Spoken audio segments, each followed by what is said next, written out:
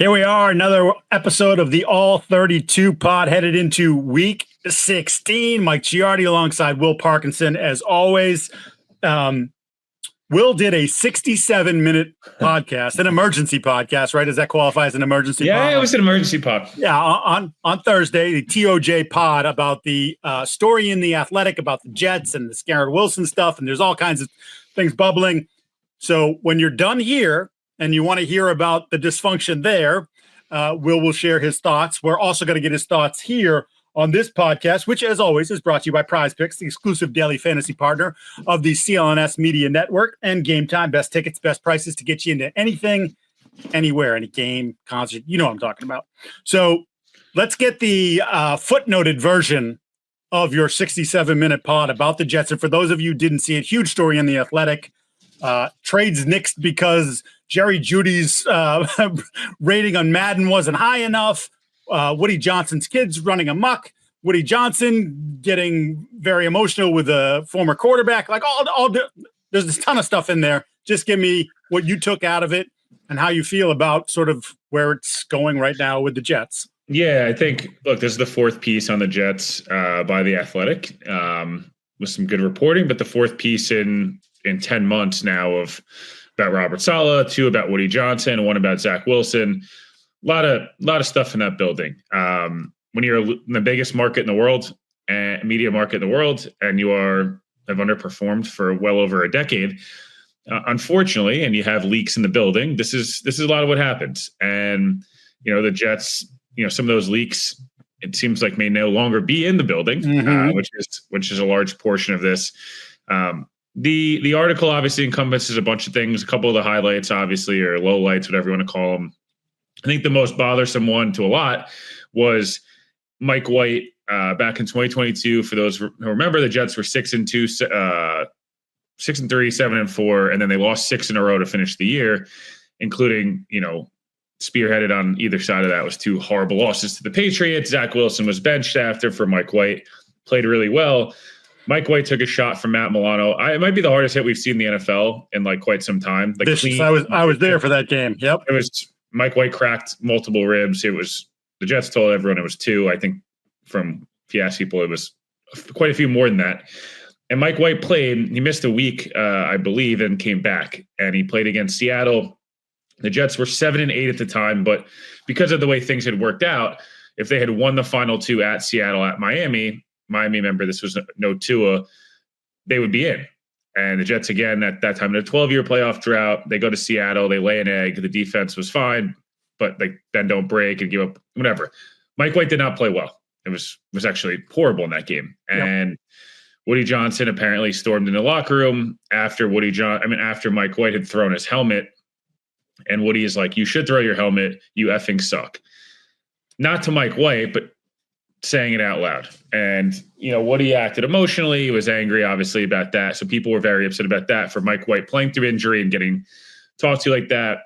There was a couple other things that are the highlights, I guess, right, in terms of media coverage there. Over the summer or over last offseason, the Jets were looking to acquire another receiver to go with Garrett Wilson. At the time, Davante Adams was not going to be traded by the Raiders, as we know. The Jets identified Jerry Jeudy. They want to dump Allen Lazard. The Broncos don't want Allen Lazard, so they want a better draft pick, so on and so forth. And I guess it gets back to Woody Johnson from his kids that one reason to not trade for, and this was one reason, but one reason to not trade for Jerry Jeudy is that his Madden rating is very low comparatively to that of Davante Adams or even of a Mike Williams, who they end up signing. The Broncos were told, it seems this from Joe Douglas, that the reason the trade is off, Jerry Jeudy in a 3rd-round pick and an extension for Jeudy Allen Lazard, a 3rd-round pick for Jerry Jeudy and an extension was because of, at least in some way, shape, or form, it depends who you listen to. Brian Costello had a different report than Zach Rosenblatt and Diana Rossini. So somewhere in the middle, Madden ratings were brought up as a reason. And then Woody was upset about signing John Simpson because he was rated a lot lower than Laken Tomlinson, who they had just cut and eaten a lot of dead money on. Yeah. Obviously, it's obscene in general. Right. I'm not excusing this. Using Madden ratings is hilarious. It's a funny headline. I will say, Mike, and I'd actually like your thoughts before I finish on this, because you've been doing this a lot longer than I have. Owners, GMs, and front office people, I would say GMs and owners I'll use, and members around those people watch a lot of TV. They read a lot of newspapers. They scroll on Twitter. They listen to the radio. It's not uncommon that opinions can be formed based off of things in the media or other people's opinions. I don't think we've heard Madden ratings. This is a new one. But I know that we've had before mock drafts influence owners. We've had, from media. So can you just talk a little bit about that, of like what you thought when you saw Madden ratings? Did you connect it to the same thing I did, where like, it's the same as watching Good Morning Football and being like, wow, they're really hyping up Dak Prescott. We really got to pay him. And I know it sounds crazy, but this stuff does happen.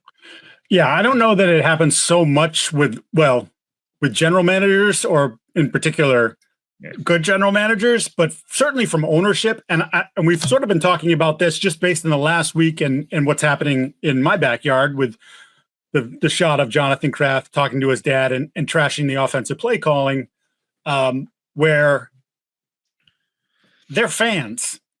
I don't know if there's any owner of the 32 that played like, who's the owner, not like Tom Brady being like a 2% owner who played the game.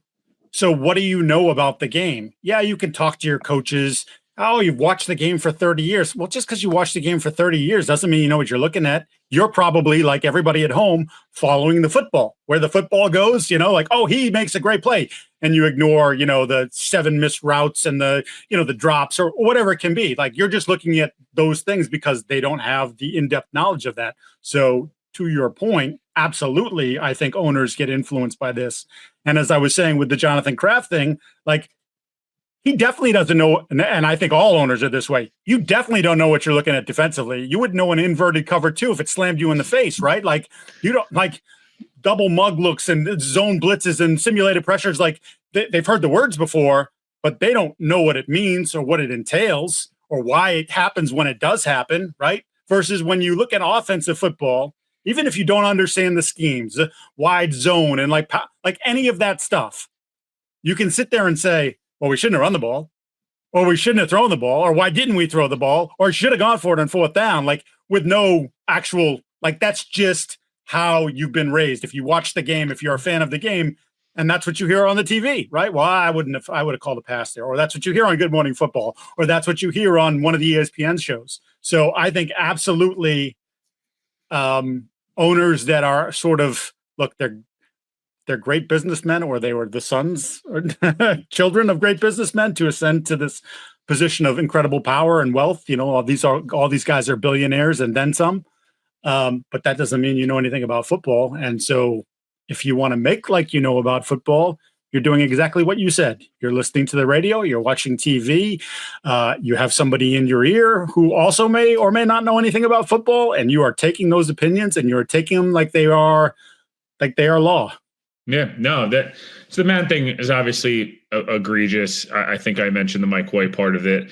A lot of the stuff was about Woody's kids and having a little too much of their dad's ear, feeling maybe a little bit too much entitlement to, quote, frankly, talk crap to players in the locker room. Right. There was some stuff like that. And after which, by the way, if it's accurate, and I'm sure the story's vetted, that's not great. Like, no, it's not. That shouldn't be happening. If I was a player and some 18-year-old kid who happened to be born with the silver spoon is trash talking me, like, I don't know what I do, but I know I'd be pissed. No, I'd be pissed too. And I think that was a lot of the highlights around what Woody did wrong. There was a few other things that, for me, and I'll finish this here, and we'll move on to the games and stuff. Is a lot of it sound like Woody is not a great owner. I'm not saying he is, but the Jets had a period where they were very successful with Woody Johnson as their owner.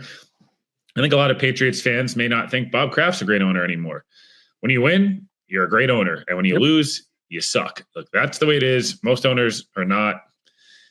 They're not perfect. Just that it is what it is, right? We know that. Cowboys fans probably loved Jerry Jones for 20 years, and then now it's like I can't stand him, right? Yep. A lot of that is all true. But Woody Johnson, one misconception I will say is that he's not patient. Woody gave Joe Douglas 5.5 years, Robert Saleh into year 4. Adam Gase got multiple years after, probably should have been fired right away. Mike McCagnon went into year 4. Like, these guys get way longer than they should. And it's part of why the Jets are not good, right? Like, we're in at least the last 15 years. Robert Saleh and Joe Douglas in this article have a few quotes that are, if at worst, just embarrassing. At best, just embarrassing. What Joe Douglas has a quote in there that says, "I report to a teenager. You were 30 and 64 as the GM, and before Woody came back from London and started meddling in what seems like year 4. Year 3 was 4 and 13, 7 and 10, 7 and 10, and the cornerstones of the franchise were the left tackle bust you drafted, the quarterback bust you drafted, 2 receivers you drafted in back-to-back years in round 2 that were traded or cut within 2 years. That's not on Woody Johnson. That's not on Chris Johnson, his children, his wife, anything like that, or Robert Saleh. That's on you." And Robert Saleh has a quote in there about how he was scared that if he fired Nate Hackett, Aaron Rodgers wouldn't play for him. I think the biggest thing in this whole regime, the biggest mistake they made in the Rodgers experiment, and I think the Patriots had made this mistake at times with Brady, and Brady was just good enough. He overcame it. These guys want to be challenged. I think that, did Tom love that Bill went at him all the time? No. Do I think that Tom is ever grateful that he did to keep him literally as competitive as humanly possible? I do. Rodgers' career, every coach that challenged him, in the first couple of years, he won a Super Bowl or an MVP with. And multiple MVPs. Multiple MVPs with McCarthy when he first got there, and a Super Bowl title, and they went 15-1 the next year. When LaFleur got there, it was 39. It was what 30? What they went 39 and what they go 39-9 the first 3. Is that like 30? Whatever it is. Yep. 39-9 the first 3 years. Multiple MVPs, multiple 1 seeds, etc. It got tired after a while. But Aaron, just like any great player, wants you to he wants it his way, but he wants to work for it a little bit. He wants you to push him, and he wants you to challenge him and not just say, do whatever you want, buddy. Bruce Arians, guess what? He went at Tom, and Tom went back at him, and they won a Super Bowl because that's what happens. The Jets didn't do that. That's where I think they failed more than anything, is that they just said, Aaron, do whatever you want. Walk all over us. Woody, walk all over us. Victim mentality. The Jets need an alpha in that building or 2, and I think that will tremendously solve a lot of their issues. There's a lot of meddling owners. Again, I think that we'll talk Patriots at the end. Part of the reason I think that Jerod Mayo might not be the guy is because I don't know that he has the stones, or at least the I don't want to say that. I don't know that he has the background in a sense of, or like the ego to go at Robert Kraft. I'm not doing that. That's not how we're going to do things. We're going to play football my way, or we're going to play football the Patriot way, whatever. Jerry Jones and any of these owners that meddle, you got to have a strong personality, and you got to know how to stroke their ego a little bit while getting what you want. The Jets didn't have that in place, and that's why why their season is the way it is, and ESPN and everybody else continues to talk about it daily. That's what happens. We in the media, and I'm speaking broadly, not specifically, but generally, we like a good train wreck. Pretty much everybody else. Everybody, we rubberneck when there's a car accident. You want to see what's going on there. That's why there's a delay going in the other direction, because everybody has to look, and there's just part of that captures people's imaginations. I keep saying this with regards to the Patriots. I'm tired of writing the same story. Yeah, there are different characters involved this year than there were last year or the year prior, but it's the same conversation, which is poor play, bouts of dysfunction. What the hell are you doing? Where is this going? And that's sort of what the Jets have been stuck in for. This will be the 14th year without a playoff appearance. On to better news. And you know why it's better news? Because Prize Picks, they support us. They're outstanding. Great sponsor. But if you want to get involved in fantasy sports, they bring the juice to you. Download the app today. Use the code CLNS to get $50 off instantly after you play your first $5 lineup. Again, download the app today. Use the code CLNS to get $50 off instantly after you play your first $5 lineup, which, again, you don't have to win. And the great thing about Prize Picks here is there's over 10 million members. And what they're doing now is if you pick just 2 players, up to 6, more or less on their stat lines, you have a shot to win. It was $100 times your cash. And a couple weeks ago it was 200 times your cash. Now we're at 1,000 times your cash.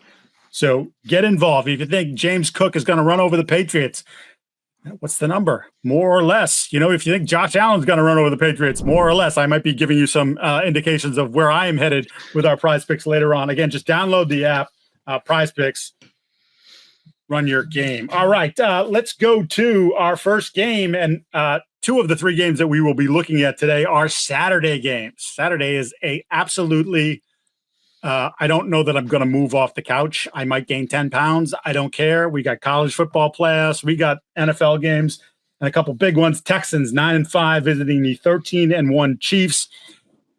Pat Mahomes is going to play, which I don't know that we thought when we talked about this on Monday that was going to happen. And in fact, I wonder even now, and to his credit, like he wants to play and he's done everything they can to play. When you have essentially a 2-game lead on the number 1 seed, or at least the game, depending on how Buffalo does. Do you play him? Or would it be wiser to just say, you know what, Pat, we're going to let Carson Wentz, the backup, handle this one. And we're at home. Houston has not played particularly well this year, even though they're 9-5. Their offense has struggled, as we've talked about on this pod, pretty much since week 1. And your defense, which the Chiefs defense hasn't been as great as it was maybe earlier in the year and certainly last year, is still capable of making Houston struggle in this game. Would you do this? Would you play Pat Mahomes? Or would you say, sorry, Pat, you go sit over here? Yeah. So initially I was like, you sit him for a week, maybe you give him even 2 weeks. I think Breer referenced this. I don't know I can't remember what show he was on, of just like, hey, like, is it worth, maybe you get to 20, almost, I think it's like 21 days or whatever it is, essentially like ramp up or some number in that ramp or whatever. No, 11 days, whatever it is. I thought about this as you were saying that, and I'm going to change my answer. And I think that it might be worth playing Pat now. And you hope that by 11 days from now, the 1 seed's clinched. You will sit in week 18, and then you have them sit, obviously, the week they're off. I wonder if in their head, they're nervous that while Pat might be 100% healthy in a month, is there rust? Is there like, we haven't really gone full speed in a month? And then you run into oh shoot, this team, I don't know, just say the Ravens, right? Like, I don't know, let's just say they get the Ravens in the divisional round who are humming. Lamar is on a heater. They feel really good coming off a wild card round appearance, and they win, and they go into Kansas City and be like, we could beat this team. We should have beaten them week 1. And then all of a sudden you're down 21-3 in 6 minutes to go in the second quarter and going, yeah, I know we did this against Houston, 6-7 years ago, but the Ravens are a little different than those Houston. You know what I mean? Like, that's maybe what I'm guessing they're thinking is A, the injury's not as bad as we thought. And B, if we can lock things up in the next 2 weeks, which they should probably feel confident they can, then you only have Mahomes off for 2 weeks, keep him in the pocket, make him, hey, if it's not there, get rid of it. Like, it's not worth it, but we want to keep the body moving a little bit. Again, I don't know if it's the smart play, Mike, but I almost think it's like it's the starting pitcher where it's like, oh, why'd you pitch him in the last game of the season? You could have rested him probably. And then it's like too much time off, sometimes as a quarterback, sometimes as a pitcher, a guy who's a shooter in basketball, like those kind of like fine art positions, if you will. I just wonder, is that what they're thinking? Is maybe we know he's not 100%, but we also know we cannot afford, this team's maybe not quite as powerful as they were. Mm-hmm. Maybe it's some self-reflection of like, we kind of still do need to be in games a little bit to be good as we want. And can we afford to be rusty when the playoffs come around? I don't know. Is that a crazy thought? No, because it's funny because I think I was dead set against him playing on Monday. And again, we thought the injury was, look, high ankle sprain's not good, but it apparently is not the worst of the worst high ankle sprains that you could suffer here.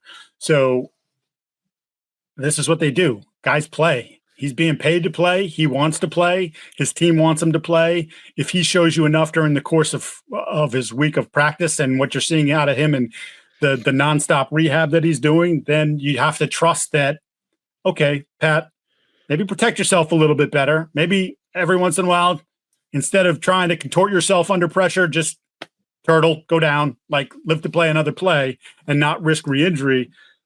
But I think there's a lot of validity to what you just talked about. And I also think, Hollywood Brown is is going to play this weekend. At least the last report I got, we're taping this on Friday, 12:35 in the afternoon. You haven't gotten a lot of reps with him, obviously, because he got hurt very early on. Like, you're still trying to form what you are as an offense, and you're still trying to unlock pieces of the offense that you haven't quite been able to do. Getting a little bit more consistency out of Xavier Worthy. Now you throw Hollywood Brown into that. Maybe that unlocks some things underneath for Kelsey, who's obviously, I don't think he's scored a touchdown in the last 5 or 6 weeks. Like, and statistically, even though the numbers look great, it's from a catch perspective, we've seen it. He's not the same explosive player, run after catch type stuff. So maybe you're creating, let's just see what this looks like. And we have to continue to build this so that when we get to January, we have a better idea of what our offense is capable of and where, quite frankly, where we might hit a point of no return. If we're down 14-3, can we keep running? Or no, we don't have that in our bag anymore. We gotta chuck it all over the yard, or stick with the run because our pass game's just not good enough and hope you can continue to chip it away. I think they're still learning about what they are. So I get what they're doing. Obviously they'll get hammered if he gets re-injured, but you have to trust the player who's been in the league for a long time and has played with stuff that he knows his limitations and what he's capable of at this point. Yeah. And if you're Houston, just to flip it to them for a second, I think that's the big. Look, just quickly. I think it's kind of a sneaky big game for Houston because I think we're all at the point now where like it's just not their year. Like they won the they win the division, blah blah blah blah blah. But like we thought they could be a real postseason contender. A lot of people had them AFC Championship game type thing. Like take the next step, and I think it's been pretty clear that it's been, despite being 9-5, it's been an underwhelming type season. It has, but I will say is there's a very excuse me, sorry.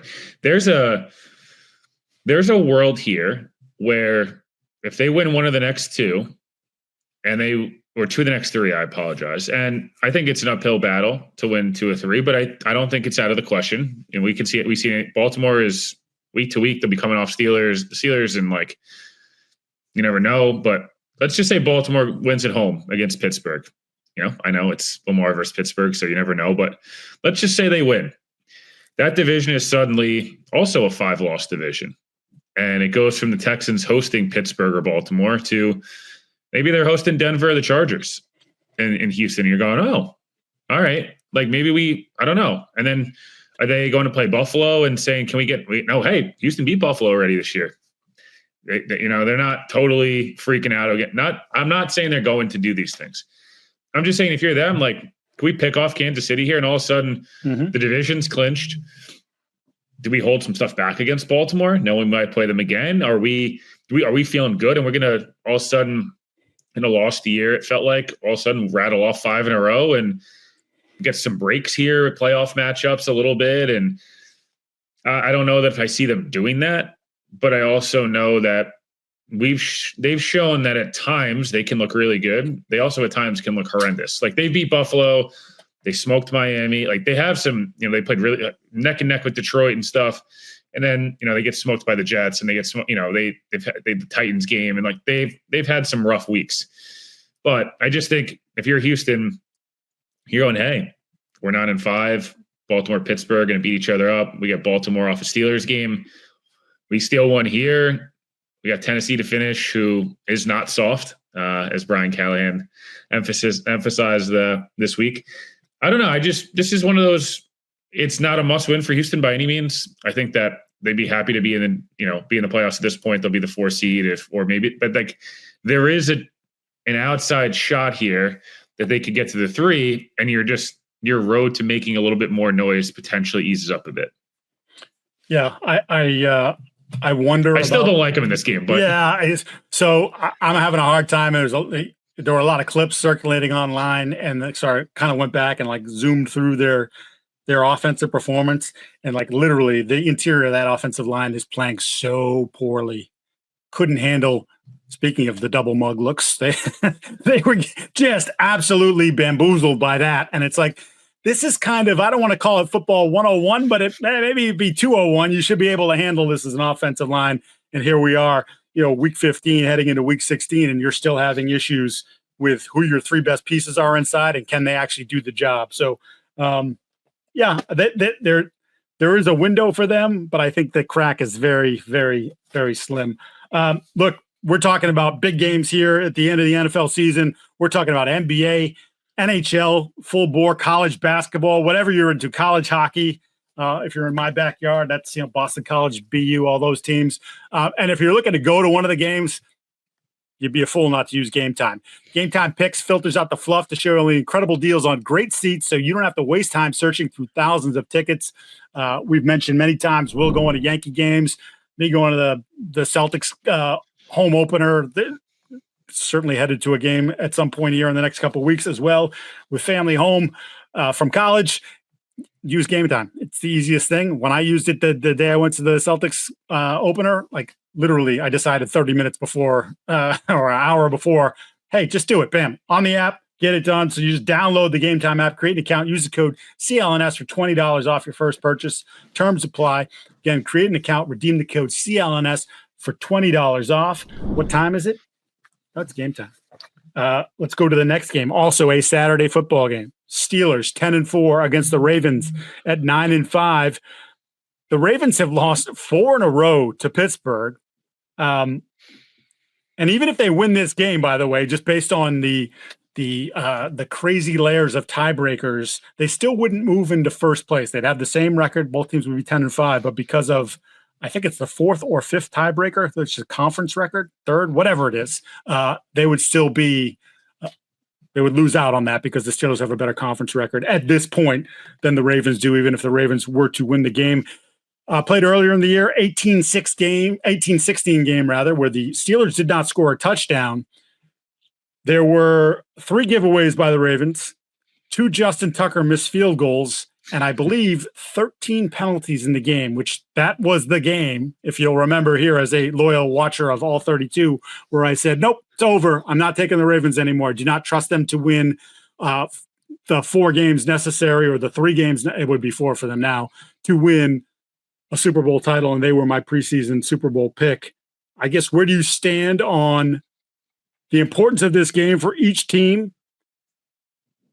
And are you with me on the Ravens no matter what happens here? It's just, there's something missing. Yes and no. Okay. Give me the no first. Yeah. So the only reason I'm saying I don't think there's something missing is because the level Lamar's playing at is so ridiculous that, and I know there was the Giants last week, but like, it was insane, and it's still NFL football, and it's still like, wow, when you watch stuff like that. Do I think they can win a title? I'm not so sure. I like you think there's a few too many issues, but similar to the way I talked about Houston, if you're a Ravens fan, just going into this game, you're going, okay, if we win this game, we got Houston next week. We feel good. We could beat Houston. Good team, but we feel like we could beat them. And we got Cleveland to finish the year at home. So we're probably going to finish somewhere in the 11 to 12 win mark. That's probably what they're feeling if they win this week. If you're, and if you're thinking that way, you're going, okay, how do we overtake the Steelers? How do we get that home playoff game or 2? Steelers have the Chiefs next week. And then the Bengals, who we're not going to talk much about this week, who are very much, they're very much still in it. They got to be kicking themselves. There's a few games like they'd be in the driver's seat. And I personally want to see Cincy, Buffalo, and I want to see Joe Burrow go in there and that game to be 61-59. And that's because that's what they'll probably end up being. My thing with the Ravens is the reason this game matters more is because can you really feel like good about yourself if you lose a 5th in a row to your arch rival? And this isn't like Jets-Patriots rivalry where traditionally it just really does go up and down. Like that is a thing. And I don't know if this is, Dolphins, Bills, like, I'm just using like those, like, yeah, those rivalries are rivalries and they hate each other, but we have seen some streaks. We don't usually see 5 in a row, especially with the Ravens having the better quarterback, like by a wide margin. Right. For a long time now. It's at home. And if you lose this, the division's probably done. And that means at best, you're looking at the 5. And that means you're at best getting one game where you'd feel good, and then you're going right to Kansas City, and I don't know if you feel good about that. Even though I just made the reference, I guess I made the reference that like theoretically, Baltimore might weirdly want that path, just of the aspect of like, oh, we want to get back at that, whatever. If you're the Steelers, I do think this game matters a lot because it not only to wrap up the division, it puts you in a driver's seat for the 3 seed, which means you're getting a game you feel like you could win in round 1. It means, you're avoiding Kansas City or whatever. I just think both these teams need this in a lot of senses of like, we're talking playoff position now. These things are much different than like, will you get in or won't you get in? This is, will you host a home playoff game, at least one, and will you be the 3 seed? Like that. Again, if you're Baltimore, I'm going to this going, man, if we can take out the Steelers, a banged up Steelers team at home, and Pickens doesn't go, they are not the same team. We beat ourselves all the time. Let's just not beat ourselves. Is Watt going to go? Who knows? And then we got a Houston team coming in here, and all of a sudden, like, we might be looking at the 3 seed, and we might be hosting a playoff game or two. Like, that's, you start to jump to like very different outcomes. So I expect this one to be pretty disgusting game. I think I do wonder, Ravens coming off a walkover, a walkover, and the Steelers coming off a game where they got punched in the mouth for 4 quarters. Bad. Yep.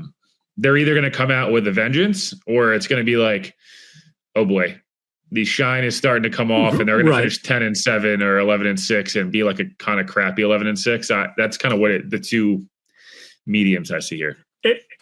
So it's interesting to me, right, that Pickens has made progress, and yet they declared him out early this week. And the rationale being like, we don't want this to rear up again, so we want to make sure that he is as healthy as he can possibly be for the stretch drive, which we've seen teams with a guy, I'd say he's 90%, 85%, like, hey, we're going to still use them because obviously their passing attack is not remotely the same without him out there. Wilson, the last 2 games without Pickens, under 200 yards passing in each one of those games.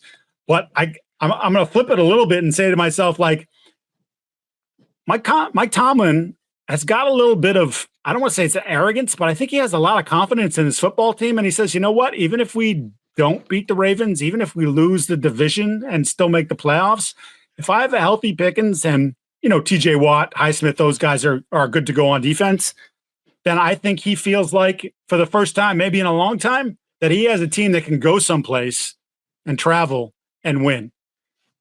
And I know he hasn't felt that way since before Ben blew out his elbow, which is now 5 years ago, 6 years ago, it's been a long time, right? And they've always, as we know, we've talked about, they've always been competitive. They don't have losing seasons under Mike, but in years past, you get to this point, and even if they got in the playoffs, you're like, they might be able to muddy it up for a game. I wonder, do you think they can't push anybody? Do you think they're hoping?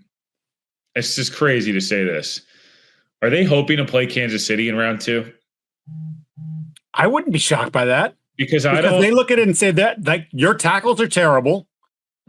Our edge rushers are our 2 best players, or 2 of our best players. So TJ Watt certainly their best player. And Minka and Kelsey, and you feel like absolutely. And even with the secondary issues that Kansas City has, yes, you have McDuffie, but McDuffie was great in the slot, and he's done a nice job stepping out, being outside corner. He's given up a lot of size to Pickens. Like, I just wonder if like that play hasn't been awesome. Russ has actually played well against Kansas City in that time when he was in Denver. That was like the only team he played well against. I just am curious. I don't know. Like them against Buffalo is a bad matchup for them because they're not going to go score for score with them. Right. And I would obviously pick Kansas City, but you can play Kansas City. It's a great point. They would look at that and say, we can get to 20, 24, maybe 27 can we beat on them a good 21-20? Can we beat them 2017? We could do that because they're just not, as we've seen.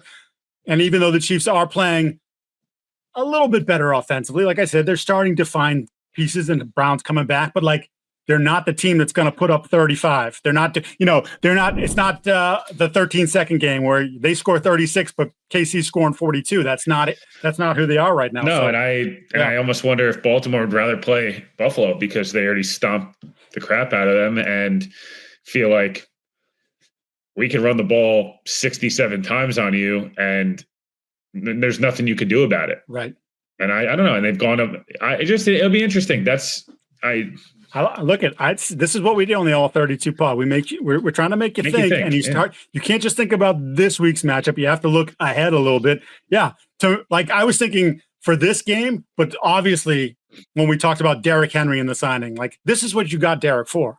You got him for January. You got him for these moments where you've got in the red zone in previous playoff appearances and you just relied on Lamar to do it. Well, now you have this other guy that you have to pay attention to because you can't tackle him with one guy. He's going to run through one guy. So you got a gang tackle. Now all of a sudden eyes are on him. And that's when Lamar pulls the ball out, rolls in a naked bootleg or rolls out in the flat and flips one to a wide open Mark Andrews, who, by the way, after 5 or 6 weeks has been on an absolute tear the second half of the season. So I'm very much looking forward to this game. Although, as you said, it will probably be a dirty, gross turnovers, penalties. Like it'll be called closely. Always is. That's what they do. All right. Have you noticed how the days are shorter, but your to-do lists aren't? Power through your busy days with Factor's no prep, no mess meals.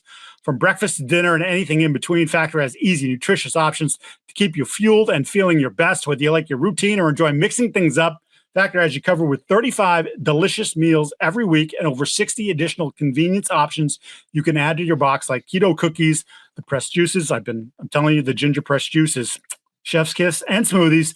Don't let shorter days slow you down. Stay energized with America's #1 ready-to-eat meal delivery service. And remember, you can do this however you want. You want to manage calories. You want to maximize protein intake, avoid meat, eat a well-balanced meal. They have options for you to choose. So what you got to do is you got to go to factormeals.com/50Giardi, and that's Giardi. You should know it by now, but I'll spell it out for you. And use the code 50Giardi, Giardi, to get 50% off your first box plus free shipping. That's code 50Giardi at factormeals.com/50Giardi to get 50% off your first box plus free shipping while your subscription is active. All right. It's kind of going through. There's a lot of games that or maybe a fringe playoff, but I'm interested in this one because the Commanders have won 2 in a row. They're now 9-5. They host the 12-2 Eagles, who, based on what's happening to Detroit, very well might now be and I should have actually looked it up on various gambling websites if they are in fact the favorite now to emerge from the NFC. Philly clinches the NFC East title with a win. Washington currently a slim 1-game lead over Seattle for the 7th and final playoff The Eagles spot. have moved into they're plus 220, Lions plus 230, Packers and Vikings plus 600. I know somebody on this podcast. The Rams at plus 1,800. Oh, there's a couple good long shot ones that, if you're into that sort of thing, maybe, just saying, it's not my Cowboys plus 10,000. If you want it. If you want to burn your money, that's the one you do. I'm curious what Washington brings. It's going to be a playoff environment. It's an important game for them. After the success they had early in this year, they had fallen back. It's been a good rebound the last 2 games. But there's a caveat to all this. 0-4 versus teams over 500 this year. 9-1 versus teams sub 500. So not only is it an important game in the sense of you're trying to stay ahead of Seattle and fight your way into the postseason, but I'm not taking you seriously until you win a game. Like, you win this game, okay, maybe I can talk about you making some noise or winning a round in the playoffs or scaring somebody. At this point, you're just going to be fodder for whoever you play in the first round. Yeah. Yes. I think this game, I almost, in a weird way, the Rams, Vikings, and Lions are watching quite intently, because if you're a Vikings or a Lions fan, and yes, the Packers have a shot, I guess, technically, but if you're a Vikings or a Lions fan, you're watching going, hey man, they slip up here. Whoever wins out, whoever wins the last 3 one of the 2 of us is going to have to win probably the last 3 and home, 1 seed home throughout the playoffs. Both teams are dome teams. They don't really probably want to have to go to Philly. So there's that. And then if you're the Rams, Seattle blew it last week. The Rams won a game they probably maybe didn't think on, beginning of the year they were going to win. and now they get the Jets this week. I think actually would be a more difficult game than maybe people think. We saw the Patriots Rams be close for a while, but if the Rams win this, you're going, we're 9-6. Commanders lose this one. Now we're at least a wild card team. I think if you're Washington, it'd be nice to have one statement win. Right now, the statement win feels like the Bears game 10 weeks ago that, in hindsight, wasn't really that quality of a win at all. And they had no business winning that game. They got quite lucky. It clearly tanked the Bears season. But, yeah, Washington's just weird. They're a year ahead of schedule, and it's like they're going to get playoff experience, and they're going to get hopefully 17 out of Jaden Daniels and have the coach, have the quarterback, have the GM. They'll have, we talked about a Jamar Chase team, is it whatever it may be, right? There's a bunch of things there. And if you're Philly, I know it's Eagles, Commanders, said Redskins, but is there a little bit of a letdown from the emotional Pennsylvania matchup last week, kind of rebounding at home after the whole week? Do you get the same juice? This coaching staff, we talked about it. I have my questions when it's going to implode, and it feels like it's on the brink. And then you have a report from Diana Rossini who says that locker room feels like 17-22.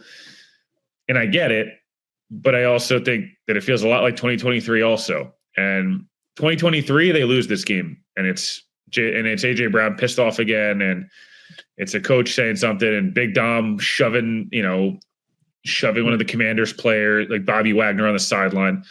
Or is it really like 17-22 and they go in there and they stomp the Commanders, who's a division rival, and they put them in their place and say, we're going to take the 1 seed and we're not going to give it up?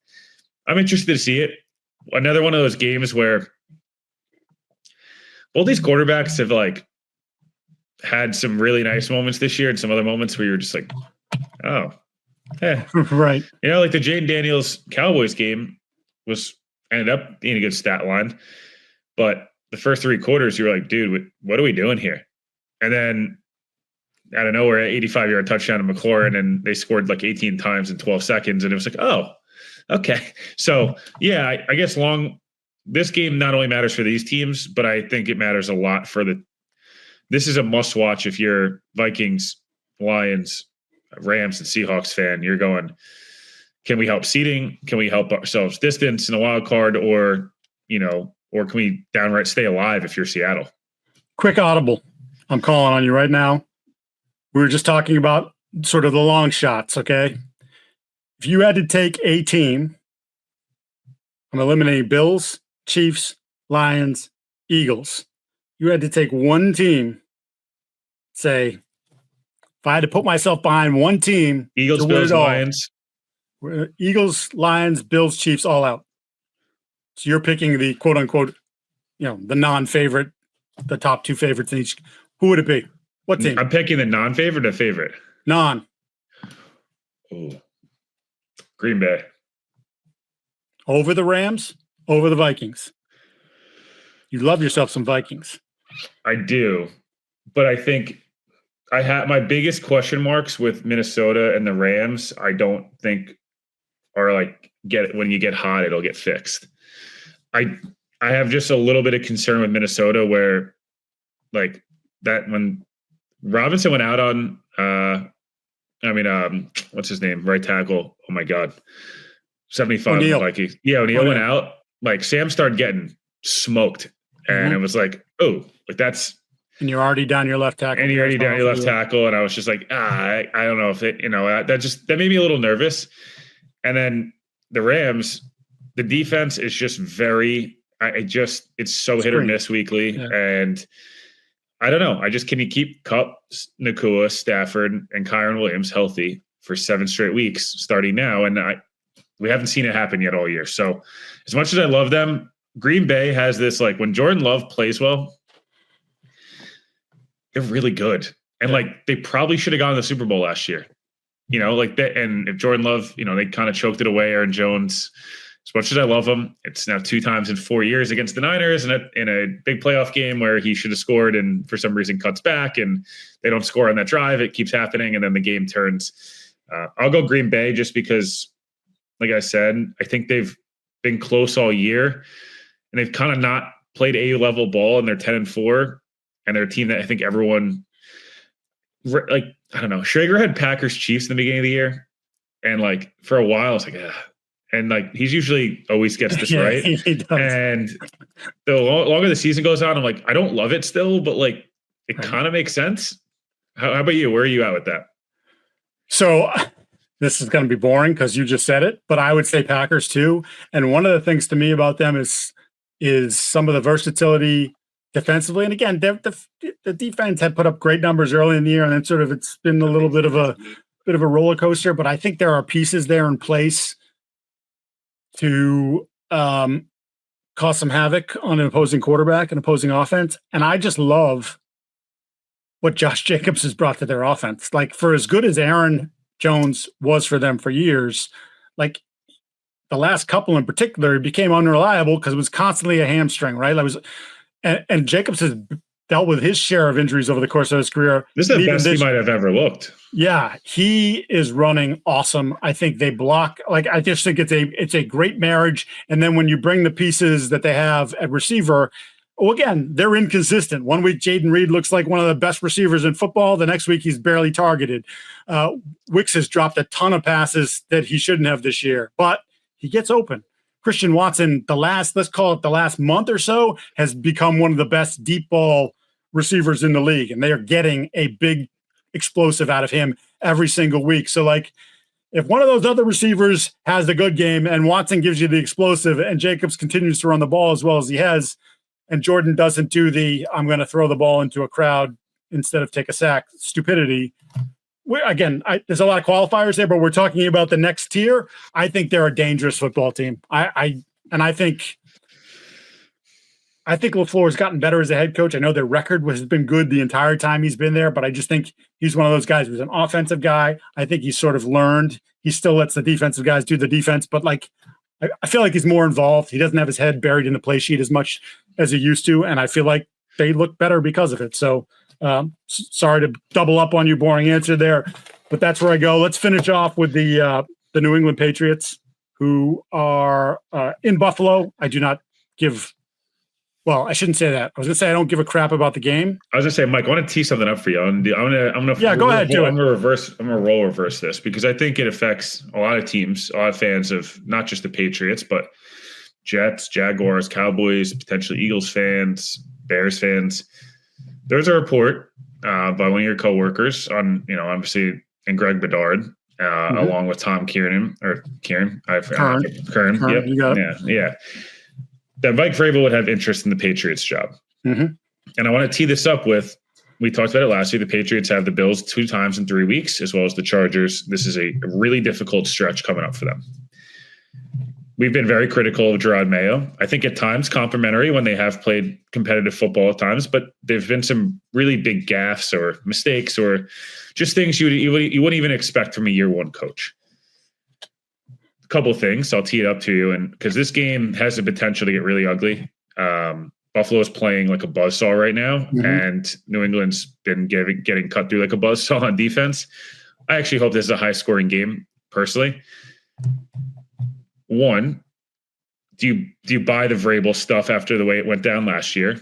2, is there fire where there's smoke in terms of could this thing really spiral into Mayo really losing his job? Because I feel like, and Albert Breer said he's unlikely, but it's, Albert again is as plugged in as you and Greg and everyone, like, that there is a shot here. And 3, how bad would it have to get to that point? And is this week the like breaking point in a sense? So my reporting all along has been that the Crafts want to stay with Jerod, and I think are still of that mind. I think last week, not only the performance coming off the bye, where again the final score was 30-17, but it was a 3-score game pretty much the entirety, 2 garbage touchdowns at the end of the game. Again, they kept bringing it back to 13, but like you never felt like the Patriots were going to win that football game. And then of course the podium comments where, again, Jerod Mayo is saying that it was misinterpreted, but you said it, I didn't, in regards to running Drake May down by the goal line. And if that was in fact, throwing his offensive coordinator under the bus. Speaking of which, the offensive coordinator we spoke to yesterday, Alex Van Pelt, and he mentioned that my door's always open if the Crafts want to come in and talk to me. I've had good conversations with Robert in the past, but if they had some concerns about what's happening, I'm here. You can speak to me. So I think several things. One, I think Vrabel absolutely would have interest in coming back. I've talked about how they mended the bridge that got burned down when they traded Vrabel to Kansas City because he made comments about Patriot Place, which is the outside mall around Foxborough that obviously would not be there if not for a successful football team during the 2000s and obviously into the 2010s as well, as he was inducted into their Team Hall of Fame last year and showed up in season to do that. It happened to be during a Titans bye week, and that may have also contributed to the ending of his relationship with the Titans. I don't think that Jerod Mayo, for my 85% he's coming back, can afford to have more games where it looks like they're just not in control of what's happening and that look unprepared as they have. If not for what Drake has been able to do offensively, by the way, with Alex Van Pelt as his, and again, Drake gets most of the credit because he's a very talented kid, but Alex has done a nice job coaching and helped him improve. And the fact that Alex is getting made to be the scapegoat, and I do believe that at the end of the year, Jerod's staying and Alex is going, and I've been on this for a while, as you well know, but I do think that Jerod every week seems to open the door a little bit more for them to say, you know what, we kept saying we want to bring you back. We kept saying we wanted to give you a chance. And every week he did something else that just stacks up and stacks up and stacks up. And we start to wonder, are you actually getting any better at this? Because my contention is at this point, again, despite a wretched roster, he's not gotten better at it. He's not gotten better at the press conferences, whatever. But that's part of it, right? He hasn't gotten better as an in-game coach. He hasn't gotten better with his game plans. He's obviously very attached to the defensive side of the ball. The defense has been an abject disaster this year, worse than the offense. And the offense, again, hasn't been good. But when you're talking about Alex likely being the scapegoat, well, the guy that should be, if you had to bounce only one offensive coordinator, one coordinator, it would be DeMarcus Covington. But that's his guy. That's his side of the ball. And I've referenced a million times when Jerod criticizes the offense, he criticizes scheme and play calling. When he talks about the defense, it's the players. We were where we were supposed to be. We just didn't make the play. Sorry, when you do that for 15 weeks, 14 weeks, whatever, you're telling me I'm protecting my guy at all costs, and this other guy was foisted upon me because I don't have any connections, and that's Elliott Wolfshire, the 12th offensive coordinator they interviewed, becomes the guy that they hired. That's not my guy. So if I'm going to save myself, I'm going to put him firmly in the tracks. And if you run him over, you run him over. So I haven't liked this conversation because I do think 1 year is very difficult to determine, especially an inexperienced, and I mean incredibly inexperienced. 5 years as a coach, never a coordinator, is Jerod Mayo. And he's the head coach of a team that has a terrible roster after Bill Belichick, who wasn't Bill Belichick at the end, but obviously you're still getting measured to that. So I just think they put him in a bad spot, but I don't think he's reacted very well. And he's opened it every single week. He's invited it almost indirectly, directly. He even made a joke today about walking something back, which he's been criticized for a ton, right? He says something and has to walk it back. And then he made a joke about it, which I don't know. Is that tone deaf, or is it just like I hear, even though I say I don't hear what you're saying, I hear what you're saying, and I'm going to make a crack about it. Like, just don't touch it. It's like a third rail at this point. Yeah. The one question I guess I would have is, I think Vrabel's the best candidate, but is he a lock to get that job? Is like, to me, if you're going to, I know I've been ranting. If you're going to blow this guy out, who you had loyalty to, who, as Robert said, he identified at a retreat in Israel 5 years ago or whatever it was. Then you damn well better do it for someone. Like, I don't think you can go to another inexperienced guy. Like, as much as you go to Ben Johnson, I don't know that you can. And obviously Ben's coached a lot longer and has experience now. Like, I understand that lore. The resume is certainly a lot longer, but now it feels to me like, man, we bleeped this up, and what we need is stability. And who of the candidates out there would bring that for you and to bring that culture thing that we talked about when we've talked about Vrabel and the Jets? Like, to me, it's him. And I don't know that he might be the guy to get you over the next hump with Drake and become a Super Bowl team. But I do know that if you're talking about we are rudderless right now and we have no identity, and he's not going to step in it. Or if he does, he's capable of getting out of it, whereas this guy just steps in it again. So, like, it's almost to me Deion? Like it's one or the other.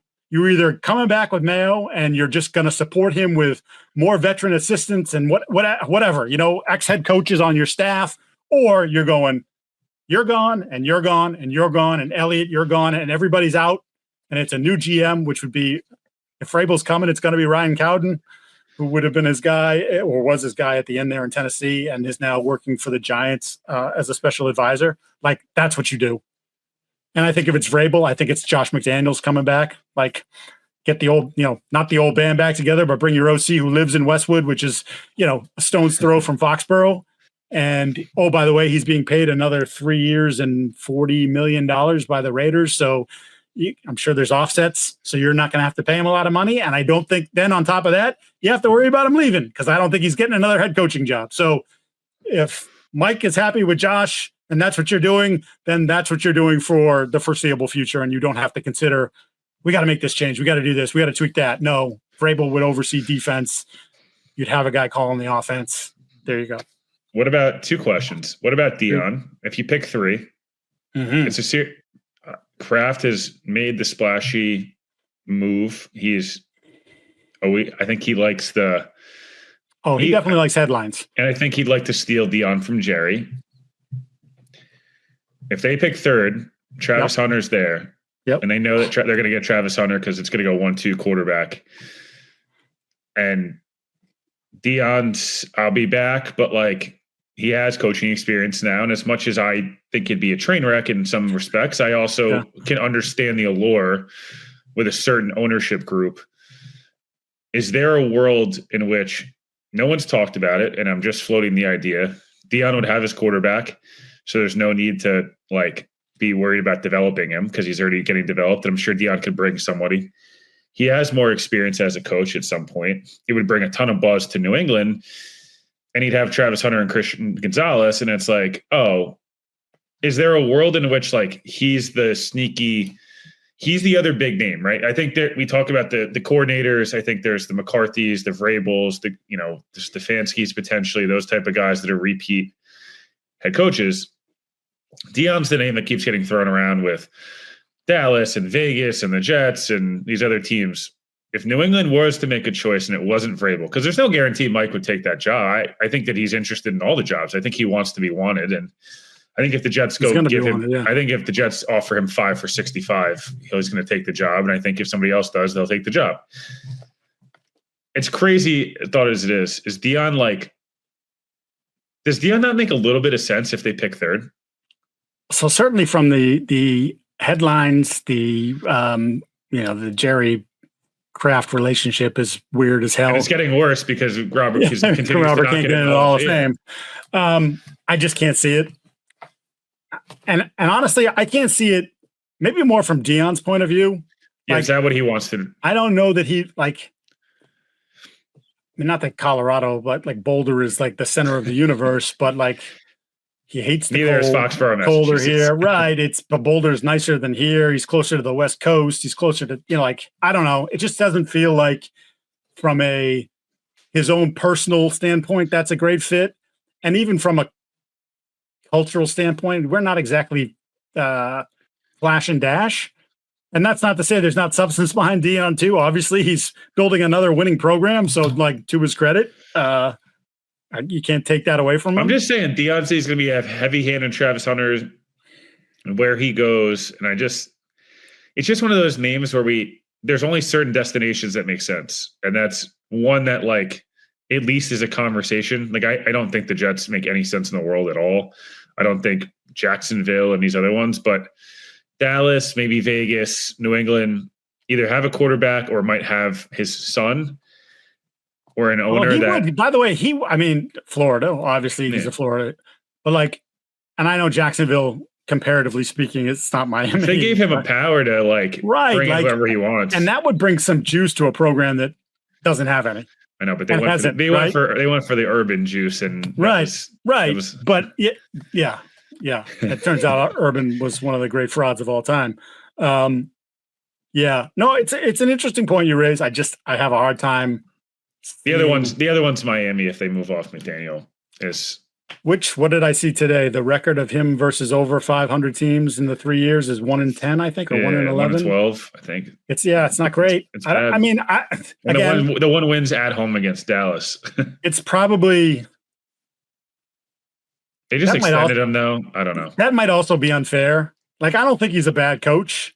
I think they're looking to play a certain type of football, and that certain type of football doesn't carry in December and January in the elements. So you got to go through Buffalo right now. You got to go through Kansas City, and they're not built that way. They probably expected Tua to take another step forward, and then the injury happens again this year. And now the way they're managing the offense is a little bit different, in part, I think, to keep him safe, right?